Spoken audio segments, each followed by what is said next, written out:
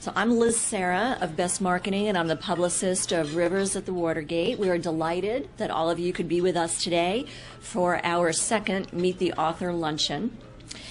In these gatherings, we've been featuring some of the most timely books and their expert authors and personalities behind those books, who share with us their insights, their perspectives, their trials, their tribulations on topics that basically confront all of us, or most of us, some of the time, often confound us part of the time, and very often by their nature just stir the pot of human emotion and controversy and often debate. So on to our very special guest, Carol Joynt. Wow, for many of us that have lived in Washington and this area for a long time, know much about Carol's story, but certainly not all of it. And quite a woman and quite a story, and really quite a book that I just got to finish last night. Carol, from the outside, from all of our perspectives years and years ago, lived the American dream, balancing a very happy marriage to a successful, very gorgeous man, raising a fabulous young son, and managing her own very powerful career with Larry King Live, until very suddenly the dream ended, her husband passed away, and she was left very broke and betrayed. So without going into her story any further, let's give a warm welcome to Carol Joynt. Well, as Liz said, my story begins with my husband's death in 1997. At the time, I was a producer for Larry King. I was his so-called big game hunter. And my husband of 20 years owned a successful restaurant in Georgetown named Nathan's, which he'd founded in 1969. Our two professional lives did not merge. He had his work, I had my work, and we came home and had a very happy marriage. He was interested in my work, probably more than I was interested in his. I couldn't understand how anybody in their right mind would be in the restaurant business. And I still feel that way, especially after having owned one for 12 years. I loved eating in restaurants, but I had no curiosity about how they ran. In fact, it was any pillow talk he gave me just chilled me.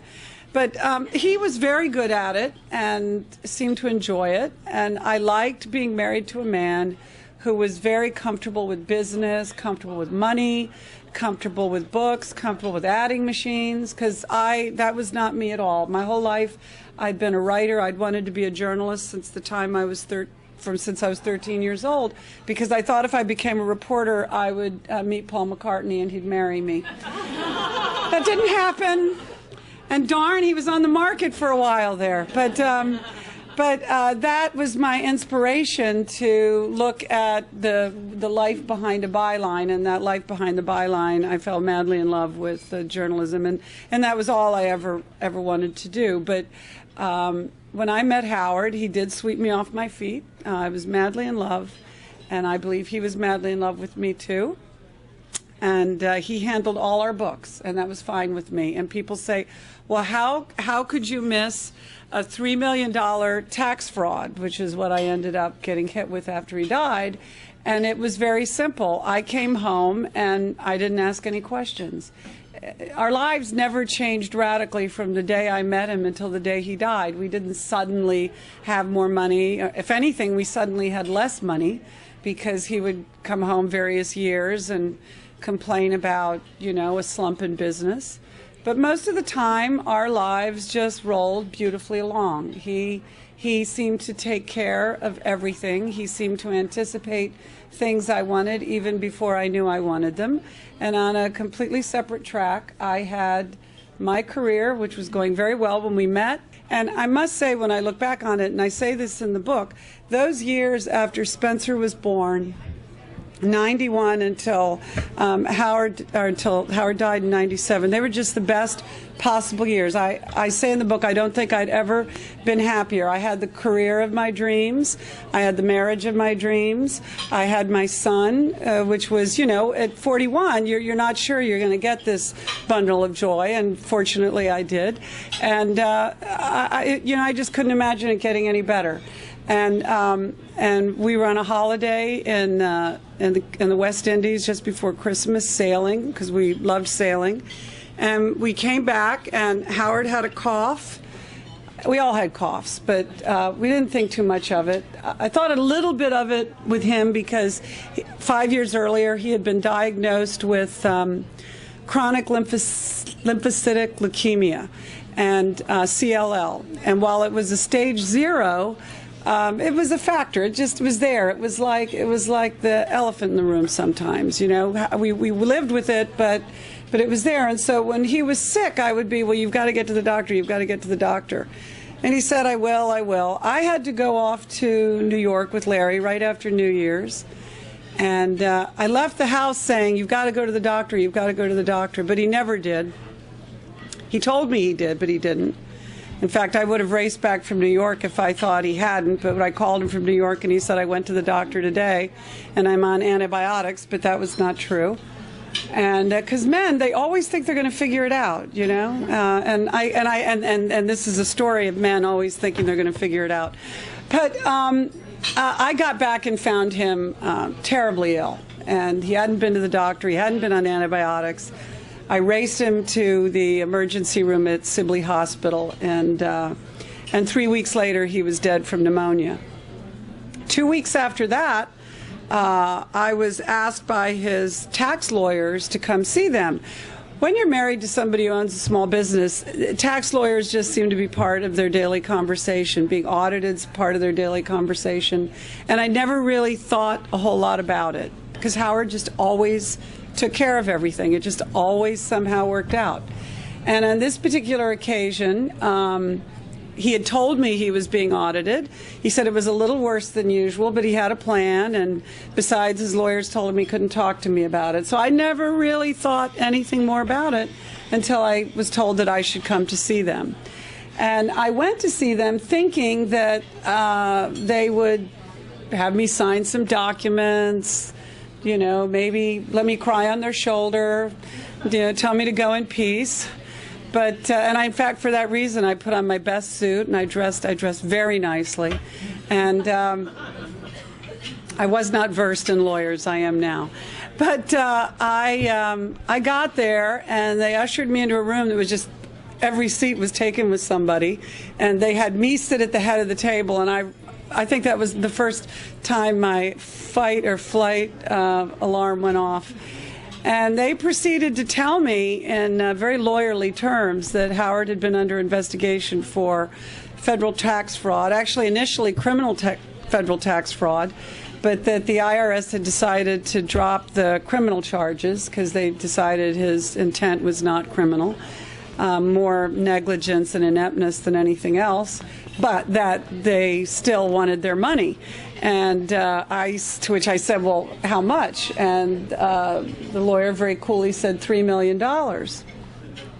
I did not take that very well. And I think I probably describe it in Innocent Spouse much more vividly than I can speak it. But it was like, at the very least, getting hit in the head with a 2x4. I tried to keep my cool. I tried to talk about what my options were. They said they said that I really had only one, that I should just sell everything and get on with my life. But what they didn't understand is that however fabulous our lives looked, Howard had a way of making everything look fabulous because he just had that sort of style. If I'd sold everything, it never would have added up to $3 million. There would have been absolutely nothing left. But more than that, I didn't see why I should have to pay for something I had nothing to do with. I knew nothing about it. I didn't even know how he'd done whatever it was he'd done. I didn't know what he'd done, and I didn't know how he'd done it. But I knew I hadn't done it. And I didn't want to be left holding the bag, even though I was very much left holding the bag. They told me there was something in the tax law called the Innocent Spouse Code. I'd never heard that term before. I thought it was colorful. And I said, well, that's it. That is me. That, what does it mean? They said, well, it's if one spouse commits fraud and the surviving spouse didn't know about it, wasn't involved. And I said, that is 100% me. Let's do it. Let's go for that. And ironically, it was the woman lawyer who said, well, you would never stand a chance. And I said, why? She said, look at you.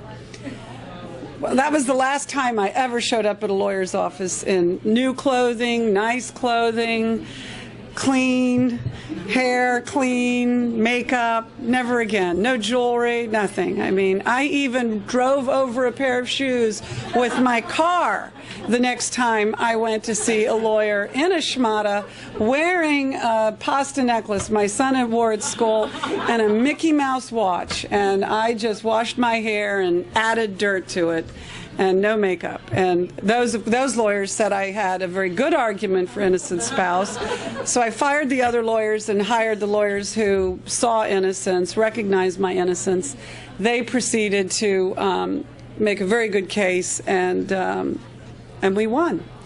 And I would love to have said that was the end of the story, but it wasn't, because settling with the IRS, stupidly, I thought that the business was viable. I'd always been under the impression, like everybody else in Washington, that Nathan's was a thriving, booming business because it was always packed with people, and it speaks to my ignorance about business. But you can have a perfectly packed restaurant, and down in the office it can be a disaster, which is what was the case with Nathan's. It never had a business model. It was always a disaster. But Howard fortunately had a rich father who my tax lawyers figured out over 28 years knitted up the shortfall by about $2.8 million. So every time Nathan's couldn't make rent or couldn't pay Coca-Cola or couldn't get the electrician paid, Mr. Joynt would wing in with some money. But Mr. Joynt had died, and actually he had died in 1989, which I think precipitated Howard losing his way and not paying taxes, because it was the only way to stay afloat. But I didn't have that. I didn't have Mr. Joynt. I didn't have any. I had a little bit that the IRS had left me, and I had this saloon that I thought I could sell. And for that reason, I had signed a new lease, and I'd signed something called a personal guarantee, not knowing what it was and not being smart enough to ask the lawyer to explain to me what the personal guarantee was. It was basically me taking a big fat noose and putting it around my neck. But I did not know that at the time. So here I've signed this personal guarantee. I've got the new 10-year lease, and I think I'm just going to sail out of there and have Nathan sold in about a month. So it was a very happy day for me when Nathan's finally closed in 1969. I couldn't have been poorer. I couldn't have been more in debt. But I managed to lift that noose off my neck, and I had a book contract, so it was a new beginning.